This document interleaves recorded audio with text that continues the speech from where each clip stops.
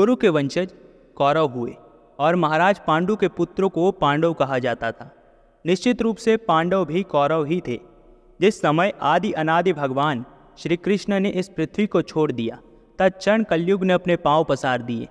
कलयुग इतना बलशाली था कि उसने धर्म के 3 स्तंभों को नष्ट कर दिया और एक पैर पर बैल के रूप में खड़ा रह गया धर्म। माता पृथ्वी के कष्टों को हरने के लिए भगवान श्री कृष्ण ने यदुवंश में अवतार तो लिया था और उन्होंने उनके कष्टों को भी हर लिया था, किंतु कलयुग के प्रभाव के कारण उनकी स्थिति फिर से दयनीय हो गई थी। उस समय श्री कृष्ण के भांजे और अभिमन्यु के पुत्र राजा परीक्षित का शासन था और राजा परीक्षित निकले थे दिग्विजय के लिए, यानी पूरी पृथ्वी को जीतने के लिए।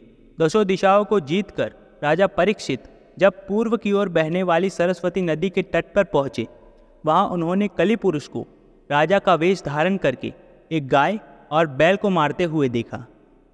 वो गाय माता पृथ्वी थी और बैल के रूप में स्वयं धर्म, जिसका केवल एक ही पैर था और उसे भी कलि पुरुष नष्ट कर देना चाहता था। सतयुग में धर्म यानी जो बैल के रूप में है, उसके 4 पैर थे, तपस्या, पवित्रता, दया और सत्य। अब केवल एक सत्य ही बचा है। जब महाराज परीक्षित ने बैल से पूछा कि आपकी यह दशा किसने की, तब बैल ने कहा कि कुछ विद्वानों का कहना है कि मनुष्य अपने सुख दुख के लिए स्वयं उत्तरदायी है। तो कुछ लोग कहते हैं कि इसके लिए कोई देवी शक्ति जिम्मेदार है और कुछ लोग कहते हैं कि इसके लिए कर्म जिम्मेदार है।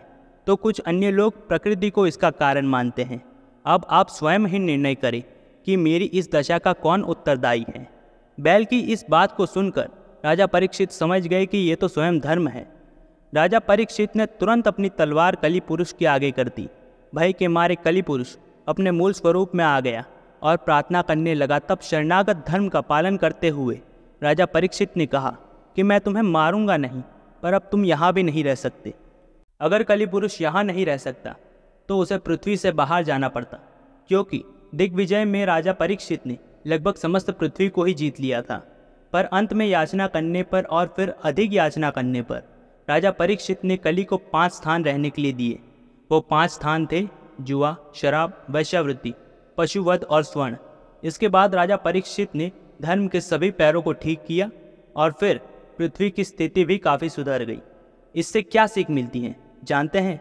अगर आपके साथ बुरा होता है या आपकी परिस्थिति खराब है या किसी कारण आप परेशान हैं, तो वास्तव में आप अपने कर्मों को ही भोग रहे हैं।